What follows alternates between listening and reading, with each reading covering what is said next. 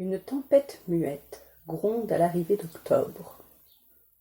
L'atmosphère des rues se tend, alors que le froid s'y répand. Les gens se font murmure, alors que leurs tenues deviennent sobres. Les lampadaires se réveillent tôt, la pollution insidieuse vole au vent. Les bâtiments tombent malades, et l'on se méfie des embrassades. La lumière subsistante n'est qu'artificielle, car le soleil partage avec d'opaques nuages son ciel. Le vacarme des véhicules se multiplie. Personne ne veut affronter même brièvement la saison. Les bus étouffés vomissent de mélancolie. On subit les rejets ou la compression. Épiés par les regards extérieurs frigorifiés, les refuges perdent leur tranquillité. Les trottoirs grouillent de corps pressés par le travail et les horaires. Sécurisés par le foyer, on respire enfin. Les vêtements extérieurs reposent quelque part, laissant place au confort. Le fauteuil moelleux accueille le soulagement dans un écrin. Une boisson chaude jette une couverture sur le cœur tel un sort. L'esprit s'embrume, éclairé par le rayonnement du calme. Les muscles se prélassent à chaque respiration. Une bougie s'allume. On offre son corps à soi-même. L'odeur de la cannelle emplit la salle de bain pour accomplir un rituel. Pomme ou châtaigne pour le dessert, quel dilemme. Une seconde bougie prend vie, juste pour en admirer la gestuelle. Elle hypnotise le regard et souffle jusqu'à sa fin du vide dans la tête. Il est précieux d'améliorer son cœur et son foyer pour les sécuriser. La lourdeur avale cette chaleureuse cassette. Les nuages noirs déversent de froides gouttes mortifiantes. Les âmes cherchent à grignoter les autres en suppliant pour un tête-à-tête. Cessons de culpabiliser quand on ne désire pas qu'elles entrent. Certains moments appartiennent à la disponibilité, d'autres aux soins égoïstes. En automne, l'équilibre penche vers l'individualité des êtres. Les cataclysmes énervés secouent les vitres. On gratte à la porte, tels des chats errants. Les arbres et les esprits aveuglés se dénudent au même titre. Face à soi-même, il faut être bon, juste et clairvoyant. La bougie s'éteindra lorsque la fleur naîtra. Pour l'instant, la cité réclame son lot de fantômes.